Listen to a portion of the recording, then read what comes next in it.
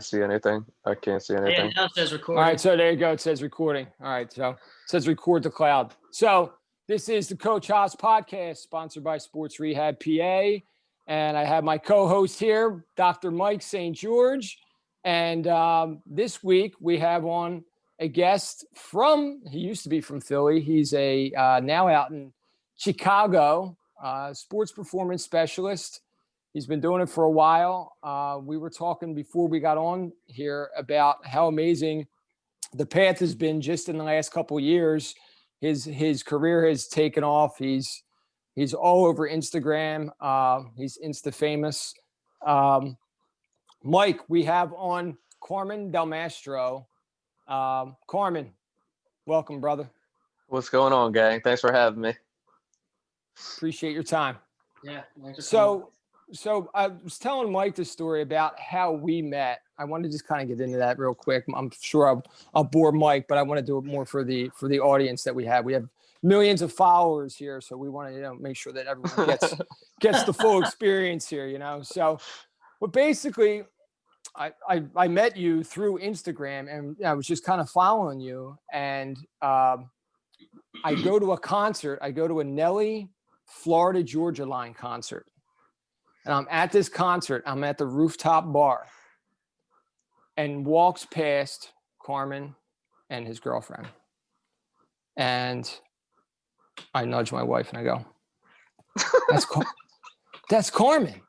And she goes like, who the hell's that? And I'm like, it's Nooch, like on Instagram. I'm like, I've told you about it before. I'm like, some of his stuff, it's really cool. But I'm like, I want to go say hi to him. And and she's like, well, like he's at a concert. I'm like, I know. I'm not going to have a whole conversation with him, but I want to introduce myself. I mean, it's just so ironic that he's like walking by. So he proceeds to walk by me, and I kind of nudge him. I'm like, yo, you Carmen? And he kind of looks at me like, what the fuck? And I'm like, yeah, and then we kind of got into the whole conversation. Well, we're 20 minutes into the conversation, and now I'm getting elbows. Like, I think he wants to go watch the concert instead of talking about training. And I'm like, no. I think he wants to talk about training. Definitely wanted to talk about training. I'm not a country music guy, so yeah, it didn't seem like it. So I was going with the conversation. So long story short, the place that I rent space now, that I was the head trainer before at Fit Life, I convinced the owner to bring Carmen on because I was seeing some of his stuff, and I just thought it was just amazing what he was doing. Anyway, he came in there. It was short-lived because he had a mission, and now we can kind of clearly see, where you're at now. And I'm going to kind of let you take it from there. But I had to tell that story because I just thought it was so funny. Like, it was just ironic, and that's the things that this life is about. It's networking and conversations, and you just never know where they're going to lead, and this is 3 or 4 years, past that. And now we're having this conversation. So I appreciate your time, man. I really do. absolutely, man. You're one of my guys, so anything for you. I appreciate you coming up to me and just talking to me like a normal human being. So, like I said, I noticed, dude. I know. like I said, I would have much rather been there talking to you about training than the Florida Georgia Line stuff. But yeah, here we are. Word. Yeah. So give me the backdrop. Tell me where this started. I'd like to get into. I love knowing the story behind it, because especially in this business, it's either getting hurt or you played sports all your life, and it's just that the passion is there. So kind of tell me how it started. So for me, I'll go back even to when I was in college for the most part, and then I'll kind of just go from there. So basically, I played baseball at Temple, and for me, I was a always injured athlete. I tell people all the time there was only maybe a month or two out of the 4 years I was probably at Temple, probably my senior year, that I was completely healthy. You can attest that to poor training, poor lifestyle living, whatever you want to attest it to. I was never healthy. So coming out of college, trying to play pro ball, couldn't get healthy. It was always something. Broke my ankle. had a fracture in my foot that never really quite healed. So it was always, trying to play injured, which when we were growing up and whatnot, like if you didn't play hurt or you didn't play, it was like frowned upon. Now I'm like, listen, if you're hurt, do not play, like sit out, Yeah. Right. relax. Shut it down. Exactly. It was totally different before. Like you were looked at in a completely different light. So, you try to we call like hero ball. So you have to play hero ball back then. Now completely different. So don't recommend playing with fractures in your feet and ankles. So anyway, Noted. you go probably stop playing when I was 26 years old. And, I was trying to figure out what I was going to do with my life. And, my brother kind of jokingly said to me, "You're always working out still. You should just go be a trainer." And not knowing, like, he was actually joking with me, I was like, okay. So I just went and got my certification. And lo and behold, I walked into a facility in Philly that was like an outlet for Mike Boyle's strength and conditioning stuff. And I spent 2.5 years under that system, which, didn't know anything about training at the time. I just thought that, being an ex-athlete, everybody's going to want to train with me because I was an athlete, Right. So that doesn't happen. No? Oh. So you got to actually have legitimacy behind it now. Yeah. Too, huh? Right. Yeah, you actually have to know what you're talking about, right? Right. 2.5 years there, and then I moved on to a couple other spots. Worked at a baseball facility out in the burbs. Did some exercise phys stuff. Did some post-op for some soccer guys. I was at Drexel University for a while. I love working at Drexel University. I worked with you guys out in the burbs as well. And then lo and behold, made the connection out in Chicago, met my girlfriend out here. She introduced me to a facility out here that I'm no longer with. And I am at a facility called Bracey Performance now, which is probably, it has been, no offense to the Fit Life, but it's been probably my favorite place I've ever gotten the chance to work at in the fitness industry, in the sports performance realm. Top-notch facility, top-notch people. I am absolutely loving it right now. And I also have, a chance to work with some of the women's pro soccer players out here doing their speed and agility stuff. So It is awesome. Yeah. Hope I didn't talk too long there. No, man. Listen, we got all the time in the world. Yeah, as long as you do. But I know Mikey's chomping at the bit there. He's got the hands on his chin. He's taking it all in. So he's gonna start firing away with some questions. He's got some good stuff. Yeah. So yeah, Michael, what you got? All right. So what are you currently doing now? Because I mean, Joe sent me your Instagram profile, so I looked at it. And really the first individual that I saw doing a lot of this, like speed, agility, power type stuff, a little bit more of the high intensity training was Pierre Sports Performance. You guys follow each other? Yeah, a guy up in Canada. Yeah. And I just got interested in looking at that. I was just really curious about like power and speed and type of stuff and see what was going on. And then, Joe sent me your profile. So I'm seeing some of the cool stuff you're doing. And I'm like, oh, there's some cool techniques, seeing some of that. So I guess give us a little background as like what you're doing now, like what your motive is and who you're working with primarily. Yeah. So basically, my main thing whenever I have an athlete, I want to build them from the ground up. So I'm looking a lot at what's going on in the feet, how they're standing, what's going on from there. And, from my own experiences having that many problems in my feet and in my ankles, I'm always watching how they move around, just walking. I do a lot of work, if you've looked at my page, with PVC pipes. So if I have people, the majority of people that I train, they want to come to me, they want to get faster and they want to get more explosive. So from day one, when they're coming into our facility, I have them PVC on the back and just looking at their gait, just looking at where they're striking the ground, the level of foot contact or, reactivity of the foot to the ground and things of that nature. Are they getting their glutes engaged? Are they being able to fire their hip flexors at a certain rate?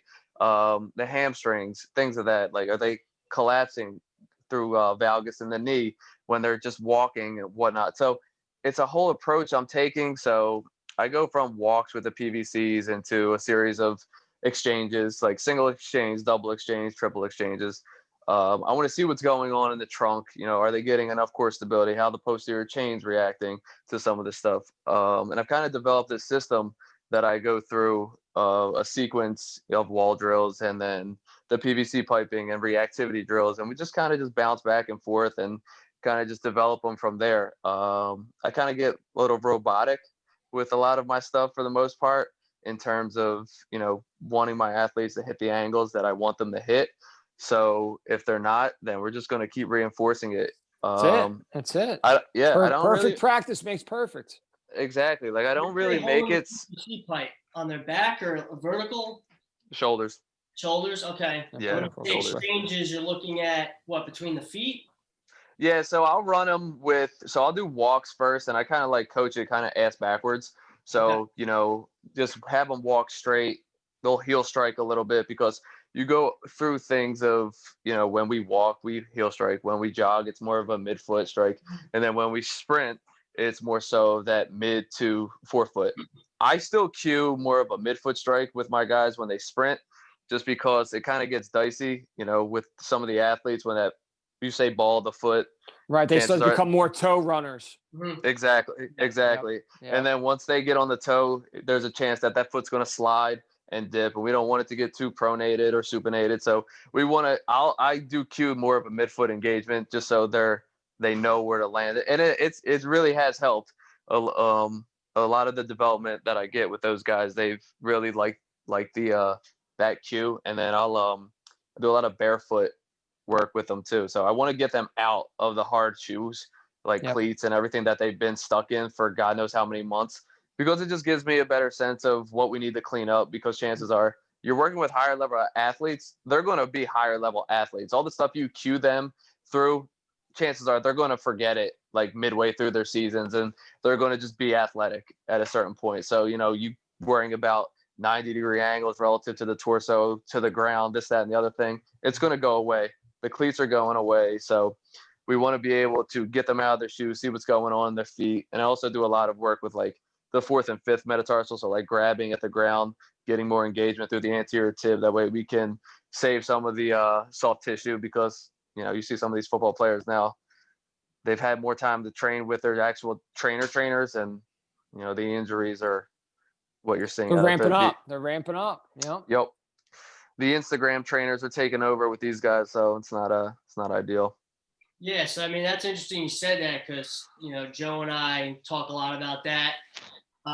Even I've listened on podcasts, and then some of the courses I go to, when you learn who some of these pro guys are working with, you find out, honestly, it's garbage. A lot of these networks are not getting the healthcare, and everyone thinks because they're pro athletes are getting the best of the best, and they're not. And what I've come to learn through networking and talking to people that actually work with these guys is that sometimes you get a trainer that just gets a position there because maybe in high school they were shadowing, or maybe their neighbor knew someone who worked in the facility down the street. So, why don't you come in and hang out? Well, I work with the pro team. So they're hanging out, and they go through the chains, and all of a sudden they become a trainer there. And it's like they're just in the network, but they're not really a good trainer. And then you got the really good trainers that don't get their shot because no one's there to introduce them to that. And it's like these guys are going through, and it raises a question, as why are pro teams coming in with injuries? Why are these guys going down the first game of the season?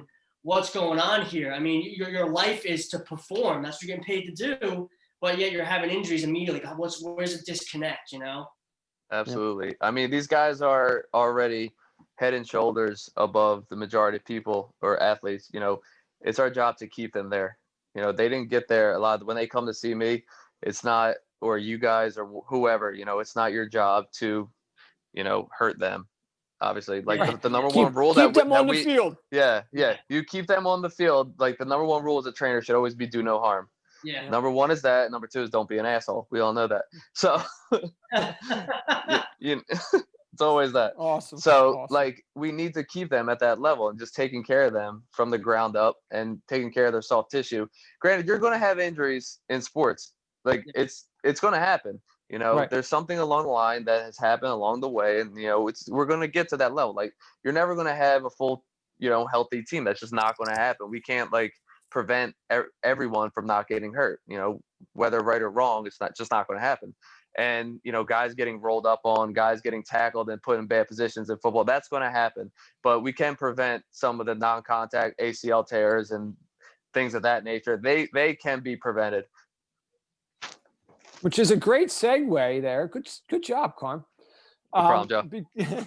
because that's mainly what I'm seeing, right? And I see a lot of females, right? So that's the stigma already. I mean, not stigma, but that's the facts. Yeah. That we're seeing that they're at a higher rate, 70% higher.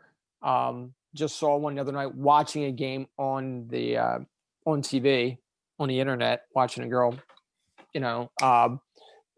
what's it, game 4 into the season.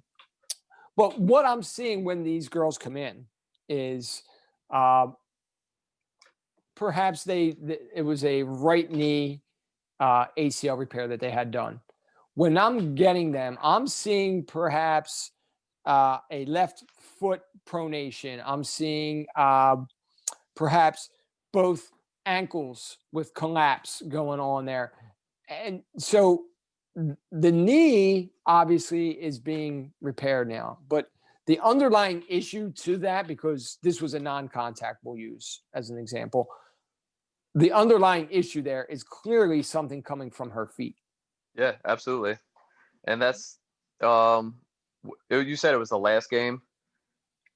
Yeah, that was a separate thing. One of the girls Okay. several of the Gotcha. girls I have now, you see a lot of that coming in, right? So Yeah. some of that, and this is not against Mike. This is just other PTs that send kids to me. Like, I'm seeing a lot of things still in their feet that aren't corrected. So as much as we're trying to address the knee and get you to feel more comfortable bending your knee and absorbing force into the ground and all that stuff, if your ankles aren't cleaned up, then it doesn't matter. All that stuff is going to continue to happen, and you can put correctives in there and do all this. But if you're not getting to the base part of the problem, and that's the foot that you talked about already, that Mike has written articles constantly about. So, and then you're just talking about prevention. That is got to be the top of that's got to be the top of the chain. It's got to be. You want to send Carmen the video of that girl that was cleared for return to sport with the I will send you that. Actually, Please do. Yes. A 5-year-old I think I still have and be like, that does not look right, and this was clear play. So, look, man, I'll be the first to tell you, just because I'm a PT, I'm always putting, I hold a high standard to our profession, and there's a lot of trash out there. I made a lot of mistakes. I hold myself accountable. I'm always questioning, did I do that right? Can this be better? I always want to continue to get better. I've been doing it for 10 years. You see how you evolve, and every day I'm looking at, like, how can I be a little better at this? Can I clean this up? And, like, that's why I like doing these podcasts, bringing out other disciplines like yourself. What else can we learn from? Because when you work with these athletes, everybody has their own lane. You have the PT, strength and conditioning coach, maybe the powerlifting Olympic coach, and you got the speed guy. So the one thing that Joe and I hear a lot with soccer is all the parents want their girls or their son to get faster. Got to get faster, got to get faster. They think faster equals better soccer player, which I disagree with. It's not always the speed, but they all think they got to get faster. But a lot of these kids can't, because they can't stand on one leg. They can't even stand in a half kneel position, and their foundation is garbage. So, we think we got to build that up first before they even do speed. What's your take on that? Oh man, this is the perfect topic for me. I think the social media has really watered down, or like given what speed training is a bad name. It's like you see it there. It's like resisted this, BOSU that, speed ladder this, cones. So speed ladder. Speed ladder. I'll refer to it as like obstacle course training. So the more we put hurdles and speed ladders and this, that, and the other thing around, that means we're going to get faster. It's complete bullshit. And I constantly talk about this, and when I was training, I was literally told that you can get bigger, you can get faster by just doing a speed ladder. So you'll put weight on, just do the ladder, and you'll be fine. So that was what my college coaches told me. But anyway, hopefully they're still not coaching in college, but they might be, actually. So the way I coach, I try to get my girls and to be the best of the first 5 to 10 yards of acceleration. So if we can master those things and we can master those capacities and angles that we're trying to work off of, we can get faster. I don't like using the ladder for the most part, because I just feel like it gives you a faulty placement of the foot. So we worry too much about where the foot's going and what we're trying to do with those, and it just does not get us faster at all. So the same thing when it goes for cones. Will I put cones out and layer a pattern, yeah, I might to a certain extent. But the one message I'm telling the athlete is don't worry about where the cone is. Just don't react to the cone, anticipate it. Okay. So the cone's there, get to the cone. Cool. Just make sure you know where you have to be on your next cut. Okay. So they're just markers. And then if I Right. am layering a pattern, I'm in there maybe on the third rep, switching up. I'm in there with them, directing them side to side, because no true speed, no true agility is going to happen for them if we're just constantly going through these patterns of, okay, I'm going to go here, then I'm going to go left, and then I'm going to backpedal, this, that, and the other thing. I need to add a cognitive pattern to them. That's how we're going to get faster, and that's how we're going to be able to create true agility with them. So that's where I'm at with those things. And I could talk about that constantly, which I always do. So your But clientele is primarily, was it female soccer? you know what? I have a bunch of athletes in different sports, but I will be very heavily involved with a bunch of female soccer players coming up soon. Yes. Okay. Awesome. What's your age population mostly? With them, it's so they're pro soccer players. They're in anywhere from like 21 to early 30s. Okay. Are you mostly seeing those ages across, or will you get like middle school, high school age? I'll get some middle school. So a lot of my younger athletes are actually basketball Okay. guys, which is like a cool dynamic to see, Yeah. because you have these smaller female athletes and then you have these like monster middle school boys who are, also underdeveloped. Yeah. That's a And looking at them, phenomenon to me, is working with, and I even thought about that for a while, like just working with tall kids, because their mind is there, but the body just is not in right? coordination. And it's neat to see someone that walks like a baby deer that becomes developed, and like can really become like a fluid athlete. But it's amazing because especially when they're younger like that, and they just sprout. Yeah, and you know what? I've been training this one kid. He was 6'4" when I started training him. Almost got. I think I started training him maybe 4 or 5 months into being in Chicago. I'm still training him now, and he's 6'6". So Wow. yeah, so he's Wow. 6'6". He's a swing. He's like a swing guy at one of the big high schools out here, getting looks by like every Ivy League school. So it's been pretty cool to see. Yeah, he's a guy. He walks. You'll hear his ankles cracking constantly, and I'm like, man, what is going on with you, bro? Like, get those things looked at. Is that Mike? So I had a girl that was like that had ankles that just constantly made noise. Is there a way to unlock them, or is that just something that is genetic? Is it what is that? It could be, some people's tissue quality is just different. Some people just make noise. It always cracks and just doesn't hurt. They don't even feel anything and just makes some noise, just fluid in there. But yeah, everyone's tissue quality is a little bit different, depending on if maybe they had a previous injury and just how things might have healed a little bit. Yeah, I mean, sometimes, some people just are not going to have that ninja-esque to them, where you're going to hear them a mile away. So I told her, I said, you can't sneak up on anybody with them things. yeah. And it's crazy because he still has great dorsiflexion with his ankles, with his feet, and it's just like, man, he's like, no, I've never been hurt. Like super shy, super like nonchalant about everything, but like one of the best athletes I've been able to be around. Like awesome kid, awesome family. It's wild. That's good stuff. That's awesome. It's wild. Carm, where does some of the creativity? Because I mean, I've seen a ton of the videos. I've used some of them. I've used portions of them, but some of the stuff that I see you put out there, I'm not seeing from anybody else. Where is that creativity coming from? I mean, what do you? I like to be in the gym, man. So you know how it is. I'm a gym rat, so I'm in there just toying around with ideas and exploring different options, what I think could work, what I think fits best. So there's a lot of smart people who I look up to, who I've had a chance to learn from. So just taking some of what they've done and, adding my own twist to it, that's really what I've been able to do. I love just being able to make new movements and put guys in a position that I feel like they could benefit from. So the time doesn't hurt. I think we even talked about being when we were back at Fit Life, you would say, I forget who you were talking about, but it was like, if you don't have an opportunity to create some content or create things, you're doing yourself a disservice.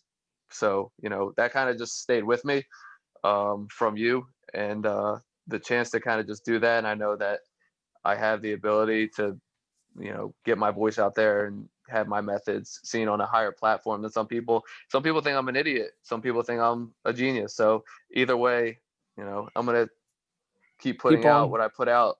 So There's today, always haters, man. There's always someone in yeah, the comments section that just talks shit, and you're just like, all right, whatever, dude. it's Right. like today I posted a single leg variation on a glute ham that was me and a couple of the guys at Bracy were toying around with, and so I was going to talk about that. Yeah, I got told that, your glutes don't matter when you sprint. There's no such thing as hip extension when you sprint. And I'm just like, what the fuck is going on right now? Everything I post doesn't matter. I'm just like, man, I'm done with Instagram today. Wow. That's enough. Yeah. All right. Time to shut it down.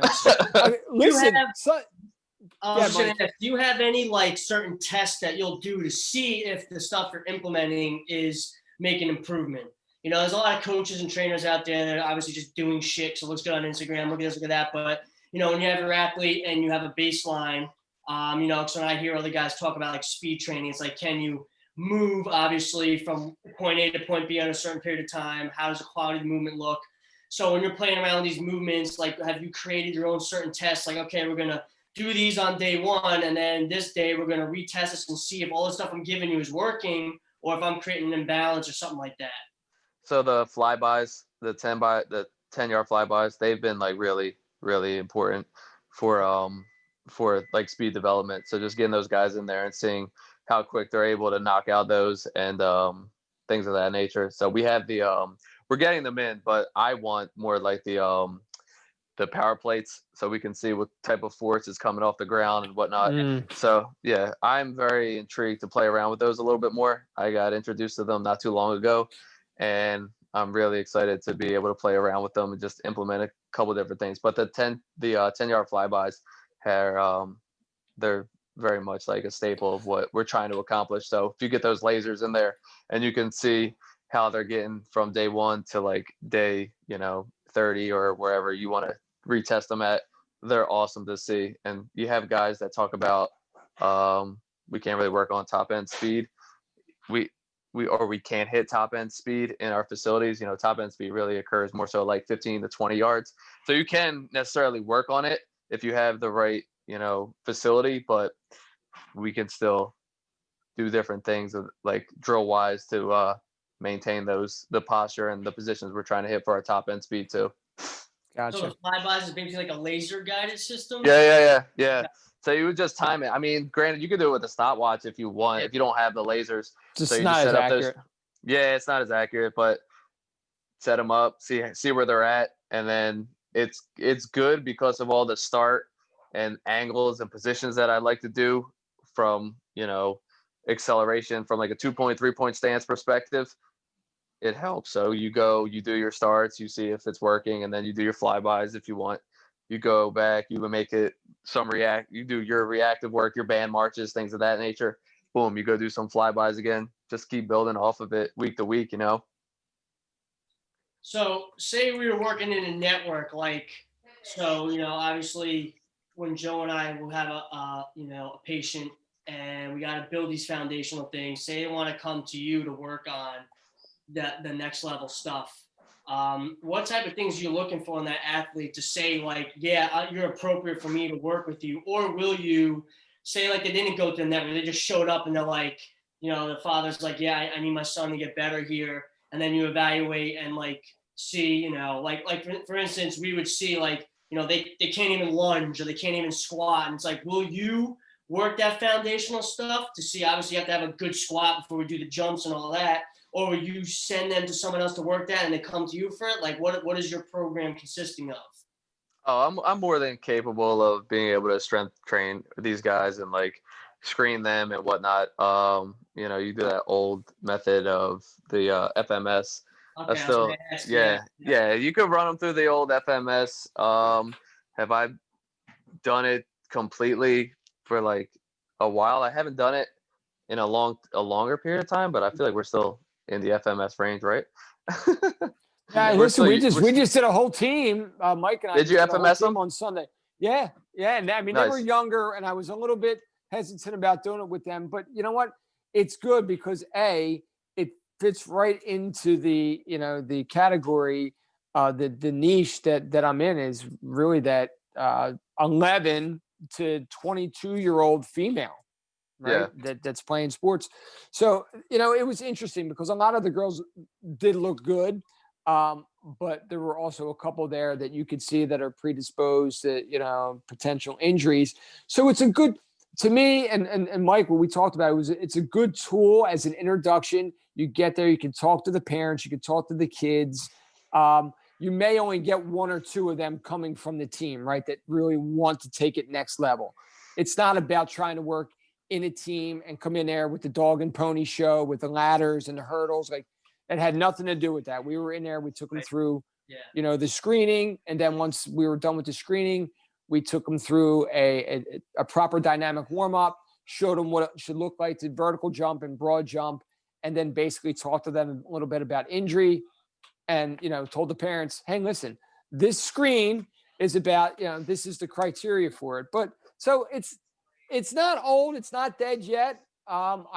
To me, it seems like it's actually picking up some steam. But Well, the cool. latest thing is what they're promoting is everyone thought it was just FMS. Now the functional movement systems has expanded their evaluations that you can't just get enough readings from just the FMS. So PTs will do the SFMA where we break it down a little closer into looking at where those restrictions are coming from. If the movement's off, is it a motor control? Is it a joint issue or a soft tissue issue? Doing some things a little bit more advanced that certain trainers can do. Some trainers can't put their hands on certain patients, depends on where they work. So that was like a thing globally that PTs could go in and, oh, you have an ankle restriction, we could do mobilizations, things like that. But then where they started expanding even more, the stuff that Joe and I are excited about using is there's a motor control screen where you're actually getting objective values behind a single leg squat. So now we can compare right and left. So not only see the quality of the movement, but you're getting numbers behind it, see if there's asymmetry. And there is a cross body reach test to look at the core. So, a lot of times with the core, we look at opposite arm leg. And, for like these 9 to 11-year-old girls, they go on hands and knees and they do this and they're like all over the place. And that's enough said right there. But for a higher level athlete, sometimes they can blow that out of the water, but then you really have them, exert a little extra strain on them. And then you see there's some compensation somewhere, which leads into another thing is the fundamental capacity screen, which we've been doing. I don't know if you've heard of that, Carmen. Are you familiar with that? I haven't heard of it. Sorry. So this might be a really cool thing for you to take. You don't need to be a PT to take it. You're a trainer. And what it is something new that FMS systems developed. And what it looks as is your athlete moves well and they're stable. But what happens when you load them? So you're basically looking at impact control and explosive control, and then their ability to recycle energy, which is speed, agility, sprinting, running, all that. So you look at the broad jump, the double broad jump, triple broad jump. You look at the ratio when they use their arms to legs. We look at their ability to jump off of one leg and land on two, jump and land on one leg, and their ability to recycle that energy. And then it calculates values. So you could see the percentages between one leg and the other. Not only do you see the quality of the movement, but you see where those percentages are. So then it helps you kind of focus your training saying, look, like, even though you tore the right ACL, the left one is actually lagging here, and then you see those, you have all the data. Now we know where to direct our training. They go through season, tournaments coming up. Why don't we do that screen again? And let's see, are you starting to fall behind on one leg? Is your stance leg catching up on your kicking leg? We're not getting some symmetry there. Start evening it out. And it's really cool because the stuff that comes apparent through that screen is amazing. The things that Joe and I are catching. And it's really cool because then they see it and they see the data And then they understand, well, this is why you can't run yet, because you can't even land on one leg and then bound off of it again. You're collapsing all over the place. So now you want to go do wind sprints on a soccer field. What do you think is going to happen? So it's really Exactly. cool stuff, man. I can send you some links to it to check it out if you want. I think it'd be really Yeah, cool. that'd be great. Yeah. Absolutely, that'd be great. I've been doing some like RPR stuff from like Okay. Cal Dietz and whatnot. Are you Yeah. familiar with that? Yeah, oh, yeah. Yeah. Yeah, so I've been doing some of that, like really getting into more of that stuff with like some of my male athletes and whatnot, just because I can kind of get my hands on them a little bit more and see where they're lagging with the glutes, with the hip flexors, things of that nature. But yeah, like I said, when I screen the athletes, I still go and see how they're stabilizing on one leg with the PVC stuff, and especially for if they're trying to get faster, it kind of just tells me everything I need to know off of like them just So you're walking just with using the that PVC now to yeah. just kind of guide you through, and it kind of gives you the. It's easy, Joe. It's an easy Yep. screen, man. It tells you everything you need to know. I mean, just from them doing a couple walks and like skips, it really does. It Yep. lets you see their injury history, you see like where they're lagging. It's so clean of a tool to utilize, simple and effective, man. It really is. What's your take on the shoes? Because we were talking about this with some other individuals. So you're doing the training, but then they're coming in these basketball shoes that look like these clown shoes. And then you have the soccer cleats that are basically a plank with nubs on the bottom. But we're talking about foot control, and this is what they're trying to perform in, but yet they're training in something different. So that's what we're trying to draw a correlation to is I'm surprised they haven't either improved the soccer cleat over the years and the basketball shoe. What's your take on that? When they're in with me, they're getting out. You're coming out of that shoe regardless. Like we're barefoot or have some type of pedestal. I don't know if you guys are familiar with like the pedestal socks where they actually have like the grips on the bottom. They're just a regular sock and they have the grip. So if Okay. you were to do some type of like heavy sled or any type of Oh, strength training on the turf, you could actually like grip the turf and you won't slide you as call much. Interesting. Yeah, pedestals, they're awesome. Yeah, I'll send you the link to that too, Mike. it? They're You have awesome. those, Yeah. Joe? What's No, that? I never heard of that. I mean, it sounds like a hospital slipper. That's exactly what it's kind of like, but it's an awesome. It's such a simple concept. I think that's where they got the idea from, and now they have awesome designs and colors with it. But it's just like so smart to Yeah. transition into that. It's like Absolutely, to get them really feeling the ground with their feet. yeah. But yeah, more than likely, if I could get everyone barefoot in the facility, that's where I want to be with my guys. Like if you ever get a chance to look at LeBron's feet, look at LeBron's feet. It's the creepiest thing you'll ever see. It's just a big toe, and then the other feet just kind of are just jammed up in there because of the hard shoes he's always been in. So it's crazy to see Wow. the amount of power and explosiveness he's able to generate by just having like a big toe. It's just a big toe, and his other toe. Wow. So it's big toe, and then the other guys are kind of just like around it. So it looks Yeah, like he spends like this. so much money Yeah. on his health care. I'm surprised that he hasn't gotten that fixed, or maybe just is compensating. I would imagine. I mean, I've seen some of the stuff, and Wow. it's obviously it's not a knock on him, but Yeah, yeah, yeah. some of the stuff he throws out there on his social media, it's just not ideal either. Yeah, But that's either here nor there. yeah. Right. He's probably Well, one of he's the best obviously athletes in the world.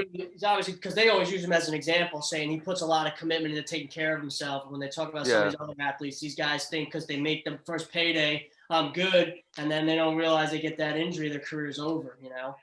exactly. But yeah, if we can get everyone out of those cleats and more barefoot training and whatnot, we'd be doing a lot better. We'd be doing more of a service to these guys because we can see so much more. They can actually build from the ground up, and that's kind of been my motto since I've been out here.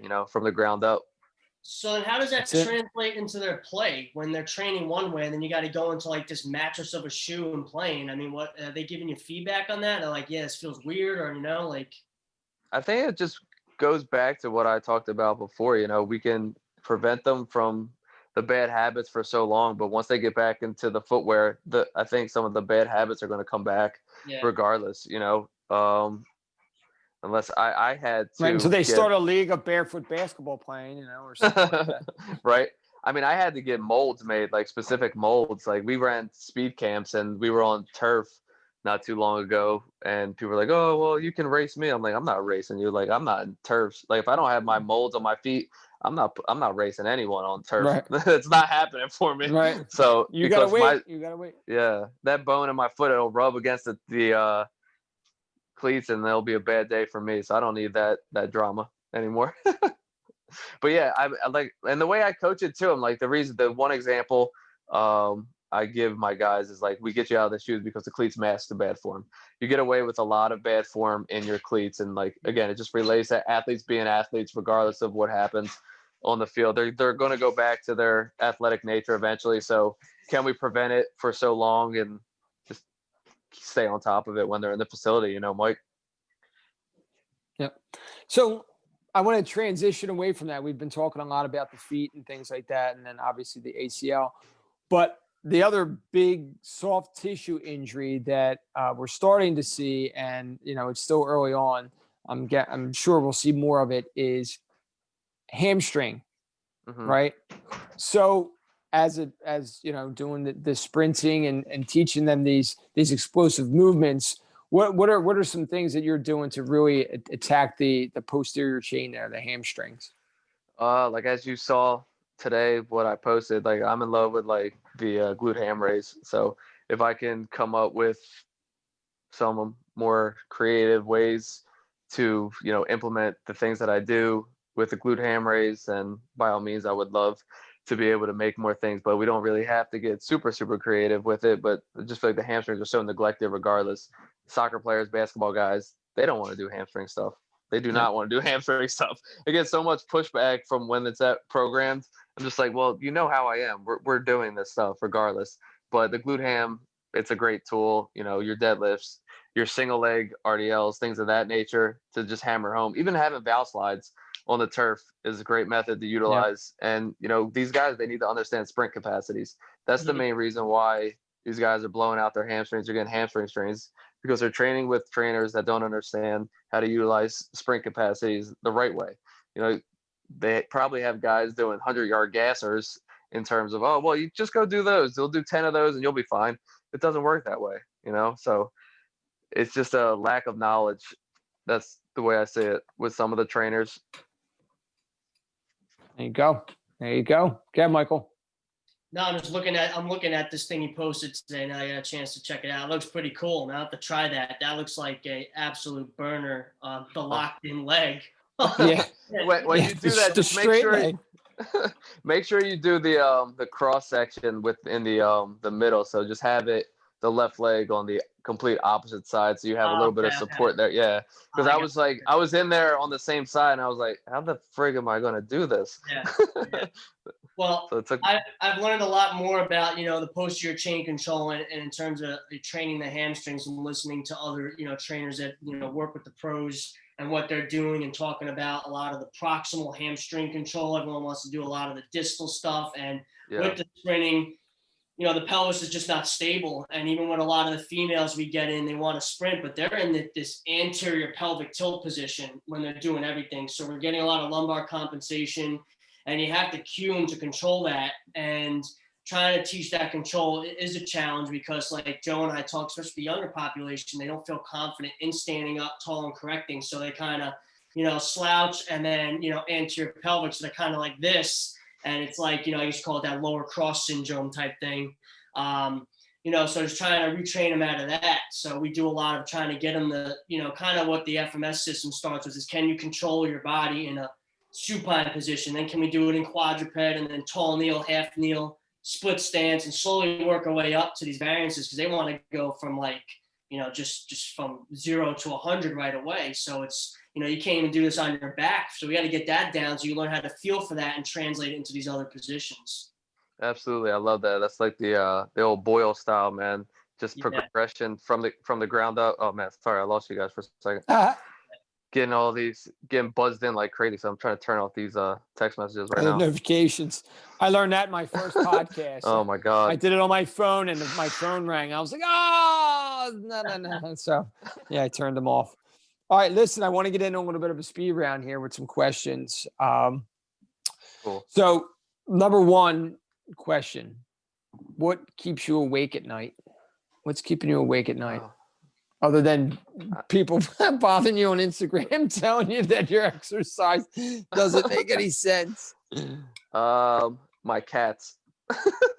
Cats keep you up at night. There you go. Yeah, outside of them, I think the athlete in me is always just going to be there with me. I just want to be the best at what I'm doing and, get to a position where I'm comfortable going to bed at night and just happy with the level of work I'm producing with the people I'm producing it with. But knowing me, I'll probably never feel that way. So that's right. something Listen, will always bother me.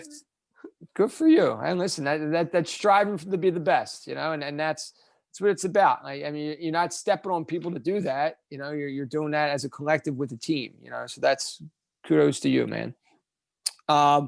Next one. What are some of your success habits? Never being afraid to learn and just shut up and listen. I think those are two very important things that a lot of younger trainers and coaches definitely need to, instill in them a little bit. I would love to pick both of your brains as much as possible and take as much as possible from both of you guys and, be in the gym and implement stuff and collab and just go over things. Don't feel like you're better than anybody else.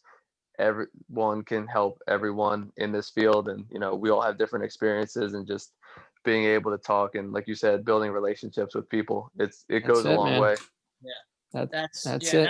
That's what I use the social media for. I mean, I'll post stuff, and when I tag people in it, it's not because it's like a call out or something like that. As I'm tagging you because it's like I want to share it, or it might be something I think the person might like, or maybe it's just a workout. Maybe they want to try to do that workout, network with other athletes. Besides some of the other like stupid shit I post on there, I just have fun with it. But I like being able to do this, like network with other people who are on the same realm and want to do that. I don't get involved in the other nonsense and that crap. I shut that shit down. That's not in any of my feed or any of my network. It's all athletes talking about all this stuff and like the cool stuff and like how can we get a little bit better and share ideas and things like that. So yeah, man, I'll definitely like tag you and send you in things I think you might like or learn from. And yeah, man, like I said, 10 years as a PT, I still feel like I just graduated college. I don't even feel like I've been doing it for 10 years. I'm always open to learning from all different disciplines because that's what's cool about this whole thing. The podcast, the social media, you meet all these people and you don't realize like how much knowledge is out there. I'm like, wow, like that's really cool, And that's exactly why it was built. I mean, that's why I wanted to do it. It's the curiosity to know that the people that are in the field that I'm in, like I love talking about it. Like I'm learning new things every moment that I'm in. And so to me, I never, ever want to be the smartest one in the room. Cause if so, we're in big trouble. We're in big trouble. We need a bigger room really quickly, but having people like you guys, to reach out to and ask questions and not be afraid to not know something. Like, I mean, the field is ever changing, so you're not going to know it all. So that's why you rely on other people in the network. But before I lose my train of thought, you do have one more question to answer there in the speed round, which is, what is your biggest obsession right now? Oh man, that's a good question. I think it's the same thing. It's just trying to be the best that I can be in this industry. Like I get a lot of shit on social media, and then that kind of eats away at me from, a personal standpoint. So, you want to be perfect, but there's no such thing as being perfect. So, just being able to put out knowledgeable content and, have people look at me in a light where, oh, he knows what he's talking about, not people thinking that, you're just doing something for the sake of doing it. I want to be able to work with a professional team on a higher level, and that's something that a goal of mine that I want to accomplish. Just be the guy that is in charge of the programming, and whether it's I'm the sports performance director or the sports performance coach of a pro sports team, doesn't matter what the sport is. That's the goal that I'm working towards, and hopefully I'm going to be able to accomplish that fairly soon. You will, my brother. You will. You're a hard worker, Joe. And you're determined, man. So I know it for you. I know it for you. I Michael, it, Joe. I want you to. Thank you, Michael. I want you to wrap us up here a little bit, kind of tie it all in for us here. Yeah, I think sometimes with some of the the type of stuff that you're going to do in your specialty, a lot of the stuff looks fancy and sexy, and that's what everybody loves on Instagram. I don't know if you know who Ben Bruno is. He trains like a lot of the celebrities. Mhm. He's He's a Boyle guy too. yeah, exactly. And he always puts that up. He puts like a funny thing. He's like, I've been perfecting the couch plank since like I was 20 years ago. And he's like lying there with his face on. But he always says that. He's like, everybody wants all this big, fast, sexy shit, but like no one can do the basics. And let's go to that. I mean, there's other big name guys out there like Brett Contreras. He does all the research and stuff for all the fitness models. And he's like, look, he's like, I got to break it to you. Like, there's going to be certain individuals on here who genetically look really good, but it doesn't mean that they're doing the right exercises. He's like, I'm a scientist. I research this. I post stuff, but there's always going to be people on there trying to challenge me and say these things. And it's cool. I'm always down to have a conversation. There's always going to be those people out there who just like, just want to throw shit out there. And then especially when you have like consistent people always knocking on you, it's kind of a compliment because they're so invested in like hating on you that like they like love you. So haters are a compliment because they're like so invested on putting their time into hating on you. It's like, dude, like, why don't you work on yourself? And with all that energy, you might be able to be a little bit, you know? And I just learned that from listening to other like higher end athletes and stuff who get that. They're trying to take on challenges and do stuff. And there's always that person who's just got to put that little jab in there. And it's like, honestly, that person really needs some self-confidence in themselves. And you'd be surprised how many people reach out and say, hey man, like, can I help you with something? Like, why don't we see if we could get you a little better with something here? And then all of a sudden they're like, yeah, man, like really that'd be cool, you know? So yeah, man, I think you just keep doing the stuff that you're doing. And like, I think it's really cool. Like I'm excited to go through your Instagram and see all this stuff and try some things, you know, even for myself and play around and like network and see what you have to offer. And I'll definitely send you the link with the FCS. Hopefully when they get classes back up from COVID and stuff, I think it'd be something really cool for you to take. They have some really cool outcome stuff, you know, for the impact explosive control. They also have that farmer's carry test that Joe and I don't really do a lot, but it would be cool to do for posture. You got to carry a certain amount of weight for a certain time or limit, and it sees your postural integrity. How well do these athletes handle under stress? And there's some other cool stuff in there, but a really cool comprehensive thing that you might like to like evaluate your clients. And then what was the other thing? I think, yeah, anything else is cool, I'll come. I could send you across. Oh, there is something I think you might like. There was a podcast on the Shrug Collective about the guys that go over and work with the sprinters in Jamaica. And stuff that, you know, I think you might really enjoy that episode. I could find that and send it over. And I thought it was really interesting the stuff they talked about. That's a shameless plug for them as on our podcast. So. Yeah, but you know listen, listen, yeah. Mike, I listen to them too. So yeah, they're very knowledgeable. They got some good stuff going. Carmen might be on their podcast someday. You don't know. That's right. That's right. They bring on everybody, but it's all about bringing together this knowledge and stuff and like cool things, and you're in that realm, so you never know what you might learn from that. So that's like the stuff I like to do is network and provide information. But hey, I think you might like this. I think you might learn from that. So yeah, man. Speaking of networking, Carmen, so how we wrap it up is how can people find you? Where are we going to find you at? You guys can find me on Instagram at Nooch. That's NOOCH_13. So you can check out the website at www.carmendelmastro.com. Hopefully no one else has stolen that yet. I think I'm the only one that has that right now. But yeah, those two places if you want to go and check that out. I'm not big on the Facebook and Twitter. I keep Twitter to myself, so I'm there, but I'm not really there. So Gotcha. Michael, where can they find? Yeah. What's that? You got to keep them what? I got to keep one of my social medias to myself, man.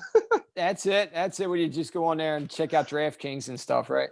Yeah, pretty much. I'll get all my news on Twitter. There you go. Michael, where can they find you? I'm on Instagram at icor_St. George. I'm on Facebook under Mike St. George, but I just use that because I'm involved with some groups. But really, Instagram is where I like to network and stuff. So awesome. Well, you guys can find me at Coach_Haas, HOS.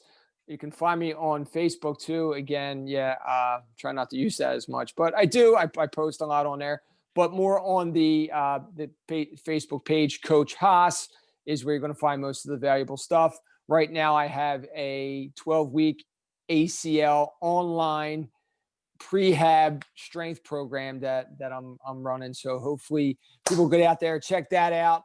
Carmen, I can't thank you again for your time. You're the man. Let's stay in touch. Stay warm out there in Chicago. Yeah. Thank you, guys. I appreciate you guys. All right, man. Philly love. Yeah, man. Love you Pleasure. guys. Be in contact. Yes, All right. sir. Take it easy. Later, guys. All right.